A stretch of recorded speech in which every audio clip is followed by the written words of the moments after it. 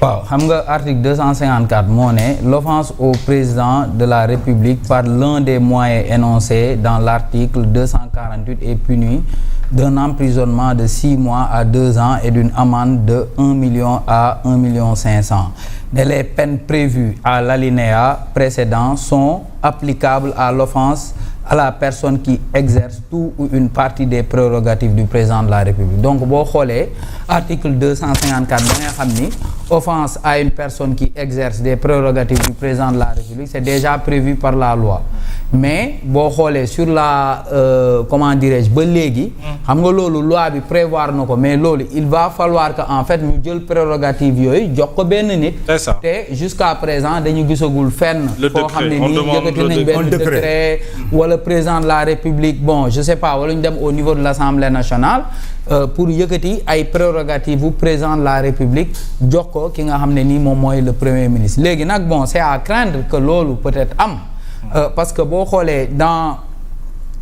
dans le programme de Pastef quand même ñoom ils avaient prévu xaw ma benn binôme président vice-président lañ doon wax ak affaire yooyu léegi nag comme que loolu amul jusqu'à présent boo xoolee ce sont les procureurs ñoom ñooy def loolu léegi procureur seen wàllu bopp comme que yow yaa ngi viser benn charge boobu saa yi boo ko viser bu demee juge bi dàq ko viser nga ko 3 fois je pense que Moustapha Diakhaté loolu concerné na ko ak xawma kan ak kan Bachir Fofana Badara Gadiaga Abdou Nguer je pense Abdou Nguer peut-être donc yow gis nga ni à chaque fois yaa ngi viser charge boobu saa yi boo ko viser juge bi dàq ko léegi loolu nag bon jàpp naa ni ci benn côté war nañu sant benn côté mooy magistrats yi quand même on sent que y a une affirmation des magistrats parce que magistrats yi ils sont en train de dire le droit dara fëkkul seen bët wala amul kenn ku leen xokkatal wala dara tiitalu leen ba ñuy appliquer loo xam ne nii gisuñu benn texte boo xam ne nii dafa yëkkati ay prérogatives président de la République jox ko ki nga xam ne nii moom mooy Ousmane Sonko léegi nag procureur yi seen wàllu bopp ñoom ñoo war a xam quand même lu ñuy def parce que à chaque fois bu fekkee da ngay viser benn charge bu demee charge bi yooyu noonu duñ ko maanaam léegi nag te boo xoolee en fait da ngay gis nga jàpp nit par exemple nga toppee ko charge boobu ñu dem ba ci biir nga xool yeneen charge peut-être que yow da ngay xam ni charge boobu bu demee ça risque pas de prospérer après nga jàpp nit ki di wër yeneen charge yoo xam ne da nga koy teg ci kawam donc loolu dañ ko gis ci ay dossiers yu bëri donc je pense que les procureurs ci seen wàllu bopp xam nga je pense que aujourd'hui tey Sénégal le principal problème de la magistrature ce sont les procureurs parce que juges yi comme ni ma ko waxee gis nañ fi le rabat d'arrêt Ousmane Sonko gis nañ ni Cour suprême joxu ko dëgg gis nañ fi dégg naa fi sax démb dégg naa fi ñu ne ma par rapport ak Cité Faye Sall xaw ma ban kii bu ñu jëloon Cour suprême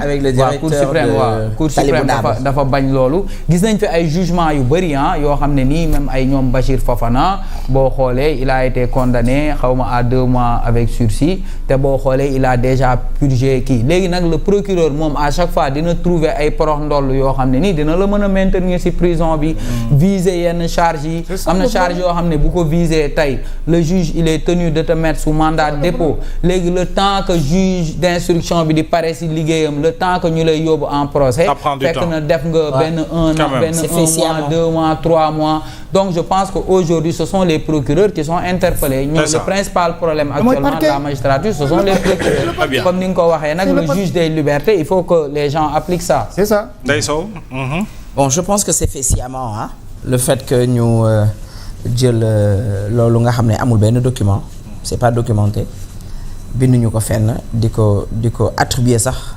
le premier ministre parce que mën naa ne moom lañ ko attribuer parce que moom la ñuy wax nit ñi alors que loolu c'est même pas fait pour moom kese tey président mën na la ko defal mën na ko defal Joseph mën na ko defal keneen ak keneen mën na ko defal sax gardien bi ci këram ne ko dama la dénk li nga xam ne man moom laa war a def pourquoi ñu bëgg koo jël rek attribuer ko pour le premier ministre et yaa ngi wax sànq ci li nga wax léegi nii ne procureurs yi ñooy problème bi man je me dis que justice bi yëpp problème bi la bien vrai que y a des gens yoo xam ne ils sont épris de justice quand même ci justice bi mais xam nga mag ñi dañ naan soo amee naqar ak problème wala nga am góom boo coo fa laalul fa nga ko war a laal du faju seen ndaje démb bi mënoon nañoo créer wan carrément indexé ki nga xam ne moom moo leen di toroxal di leen saaga guddi ak bëccëg di leen yàq xattame guddi ak bëccëg mënoon nañ ko indexer du doigt adresser une lettre au président de la République wane ko carrément ton premier ministre depuis avant d'être premier ministre en étant dans l'opposition jusqu'à aujourd'hui il ne fait que nous insulter et ñu dire des gros mots ak di ñu xas ak di ñu menacer ak di ñu tëkku pourquoi pas lu tax ñu ragal koo wax lu tax ñu ragal la duut baaraam ca fay metti c'est bien vrai ngeen dajaloo wax lu leen naqari et tout non loolu faju ko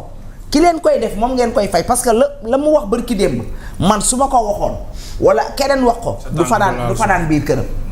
parce que su demee yow yaa dugal sa rabaadare yow yaa décidé pour dem déposer ji ne da nga bëgg ñu attewaat la nga ne yow atte bi arrangé wu la mais garde ça pour toi nga ut yeneen yoon mais looy génnee jàkkaarloog presse jàkkaarloog ay nit di wax nee nga wax nga ba mën naa ne menace la parce que bu nee ay militants tenez-vous prêts c'est pas contre la presse c'est pas contre l'opposition ils se tiennent près de ñaaraama soit c'est le gouvernement bi mu nekk wala ce sont les juges ñan lay tenir prêt ñan lay waxal noonu on a une personne pour man le seul mal du Sénégal et le problème il se nomme Ousmane Sonko c'est le premier ministre du Sénégal koo xam ne dafa am autorité nee na moom kenn du ko wax moom mooy wax ñi ko neex mooy xas ñi ko neex mooy traiter société civile bi de fumier et fumier c'est une insulte rus naa toog fi wax leen lan la fumier di tekki opposition bi nga leen di traiter de résidu ku nekk bu yow front bu ne ubbi nga ko mais attends il faut que mu xalaat ne lii mu nekk nii dafay jeex te suba mën na koo dab nit ñi il faut ñu duut baaraam li nga xam ne moo ci nekk sànq maa ngi wax ci Ousmane Ndiaye mais dama ne la loo bëggul ñu def loola ko da ngay démissionner soo bëggul dox ci ay waaw li ñuy def arrangé wu la da ngay bàyyi yéen da ngeen a tëb procureur général balaa ngeen a dem ci procureur bu ndaw bi da ngeen di laal procureur général ba pare ndax Ousmane Diagne il va pas parler avec Ndoye directement ci li ma xalaat il parle avec le procureur général d'abord c'est quoi son rôle dans tout cela c'est quoi le rôle du procureur général dans tout cela pour man quand si j'étais Ousmane Diagne wala mu jur ma wala mu nekk sama jëkkër premier jour bi ma déggee Ousmane Sonko taxaw Grand Théâtre di def show nga ne ko bàyyi naan yónnee na ma benn vidéo di ma wax naan kii ci yéen la bokk mais loolu rek déjà séparation am na et depuis l'arrestation parce que Bah Diakhaté et Imam Ndao ont été les premiers prisonniers politiques depuis l'arrestation de Bah Diakhaté bu ñu tegul fenn ndax la ñu njëkk a wax ci Bah Diakhaté maa nga woon ca biir tribunal ba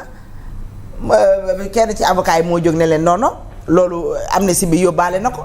te biñ koy arrêté loolu taxoon ñu arrêté ko ñi ko arrêté xamuñu ne lii ñu ko arrêté amnistie bi yóbbaale na ko encore une fois ces gens-là qu'on retient dans cette prison-là c'est fait sciemment c'est fait exprès parce que xam nañ ne bu ñu demee dinañ leen libérer mais nag kaw libérer bi il faut ñu sonal leen tëral leen le temps que ñu leen di woo c'est tout Cheikh Baye naka nga jàngatee li ni mel d'abord arrestation avec la question des libertés et surtout délit boobu ñuy wax délit d'offense ci koo xam ne dafa partager les mêmes prérogatives que le président de la République muy délit bu nga xam ne ku ñu ko gàll sa ndodd boo taxee ci kanam jugement ñu relaxé la ci est-ce que aujourd'hui le procureur warul woon a xool taxawaayam par rapport ak cela. merci beaucoup encore une fois Mohamed Diop vraiment am na solo loolu jotaay bi am na solo bu baax a baax mais bu may